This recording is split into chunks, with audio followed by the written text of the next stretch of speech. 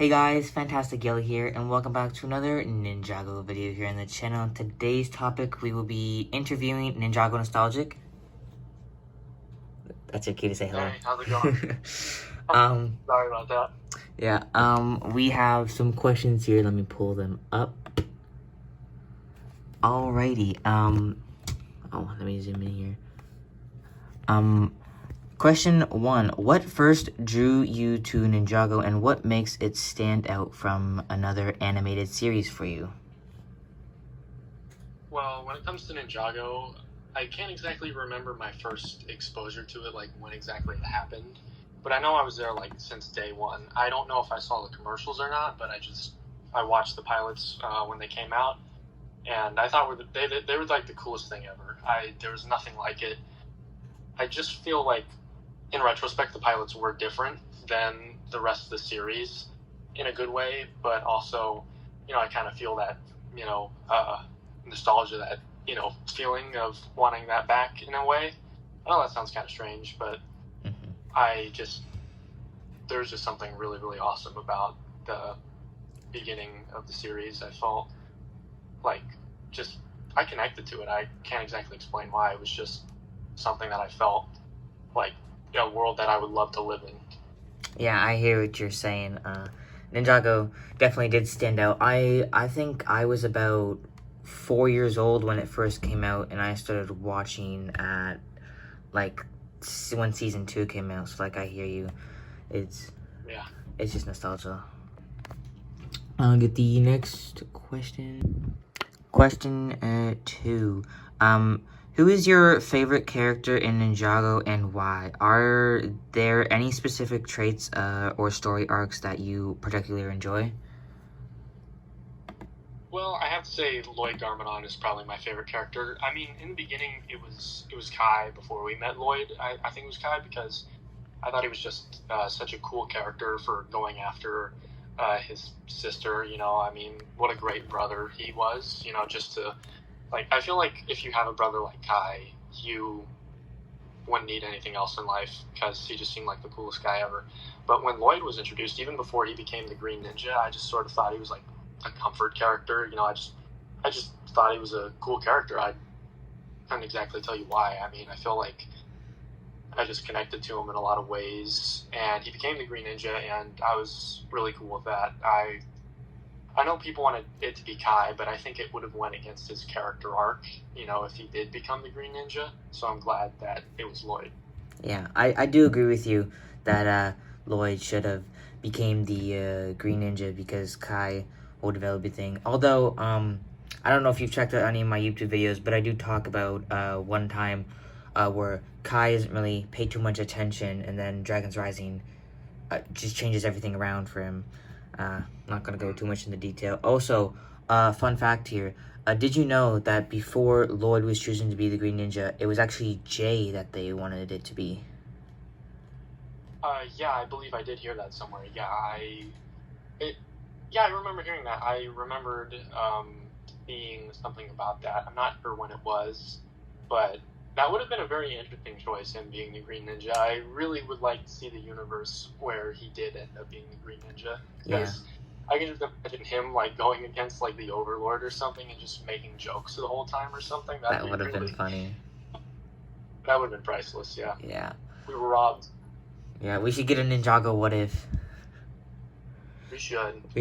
Somebody should definitely make something about that, like an animation or a stop motion. Yeah. I feel like we can probably get someone on the job. There's people out there. Which episode or season of Ninjago is your favorite, and what makes it so memorable for you? I'd have to say that when it comes to episodes, the Green Ninja episode was just really something else. I mean, it was perfect. I think they couldn't have went about it in a better way. Just Kai being goofy in the beginning to, just him being serious at the end when it really mattered, when he had to step up. I also like the pilot episodes, like I said. There was just an otherworldly feeling to them. I was just one of my favorite pieces of media ever. Just the opening, when you first hear that, before they had the Weekend Whip as the intro, the music that they used for the opening of that was just so intense. It was so cool. I loved it. But another episode, probably final battle episode. That was like the pinnacle. That was the peak. I think there was just nothing that that was one of the defining moments of my childhood. Yeah. And when it comes to seasons, I'd have to say season 5, Possession, is probably my favorite. If you came up to me and asked me which season would be my favorite a couple years ago, I would say it then, and I'd say no. I'd say it's Possession. I mean, I watched Hunted like a year ago, and I thought it was my favorite season. But I'd say Hunted and Possession are probably tied right now for my favorite season, because just the atmosphere, the music, the sets, just everything about both of those seasons were absolutely top notch. And I think 2015 and 2018 were absolutely just peak years for the show. Yeah, I agree with you. A lot of people do have Possession or as one of their favorites, if not Tournament of Elements, like myself. It is. Tournament of Elements is amazing. Yeah. Those are the best years of Ninjago. I feel like anything after season 9 just kind of went downhill, especially with like season 11 to 16. It just wasn't the best they could have been. Like, it was still good, but the early years was like so good. And even though when we did get those new designs, those first 2 seasons with the new designs just still felt so good, even though it was unusual for them to look different. It was kind of strange, but I know Lego did that for a marketing reason.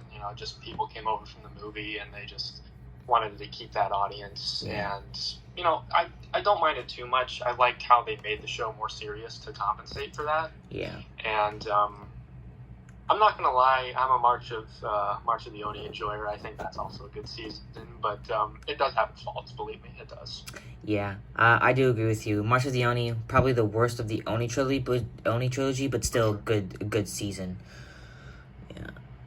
All right, next question here. Question 4. What element... Oh, wait, no, that's trivia. Oops. How do you feel about the development of the main characters throughout the series? Are there any changes that you found particular, impactful, or surprising? Well, when it comes to the development of the characters, I think how they started off in the beginning and where they are now is definitely a change. I mean, I feel like if the characters stayed the same, what would be the point? I like the fact that they've changed a bit, but they haven't changed too much to the point that they're unrecognizable. I like the development of Lloyd. I like the development of Nia. People actually, I've heard some people say the development of Neo was a step down, her being the water ninja. I think that was a great move on the writers to make her a ninja, because it was part of her character arc, like in a way of Kai not being the Green Ninja. It made her character improve as a person. She started accepting the fact that failure is normal. It is a thing that does happen, and a healthy way to, accept that is to just, embrace that and just not force things. And she didn't force herself to be the water ninja, and then she became the water ninja, and it all worked out for her. So I think that's something that I really liked. Yeah. I do feel like they kind of did that to just... Because she was kind of boring beforehand. I mean, she had the whole Samurai X thing that made her interesting, but she kind of felt like a character that was falling behind. And I'm kind of glad that they did that as well. Yeah, I feel like she did have... she had her moments in Season 1, but I feel like Season 2 to Season 4, they definitely could have had more to do with her character. Yeah. But Season 5 and onwards, they definitely gave her a lot more to do, and I'm glad that they did. Same here. Next question. Who is your favorite villain in the Ninjago series and why? What do you think makes a good villain in the context of this show? Favorite villain? That's a really good one. I love tragic villains, so Garmadon and Moro are definitely up there.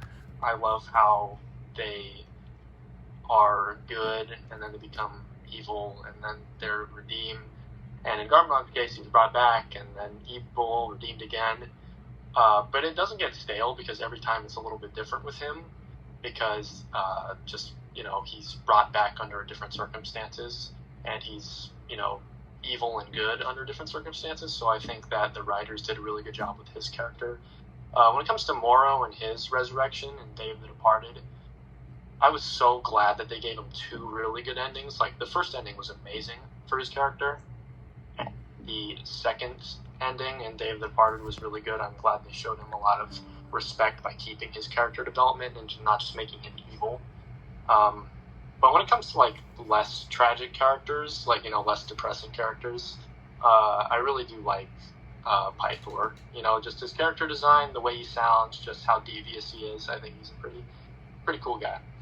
Yeah, I agree with you. I'm pretty sure the only reason I watched Day of the Departed back then was for Pythor, just to see him again. He's one of the best parts of that special for sure. Yeah, because we only see him in season 1, 3, Day of the Departed, and then Crystallized, so it's good to see him every time we can. Yeah, we need more Pythor. We need more Pythor. We do. I hope we see him in Dragon's Rising. I hope so too. Bring this guy back. Yes, bring him back. He's awesome. Well, that was it for part 1. If you guys enjoyed, let me know down below in the comments and hit that subscribe button. And the second part will be up tomorrow, either around 11 a.m. or 3 p.m.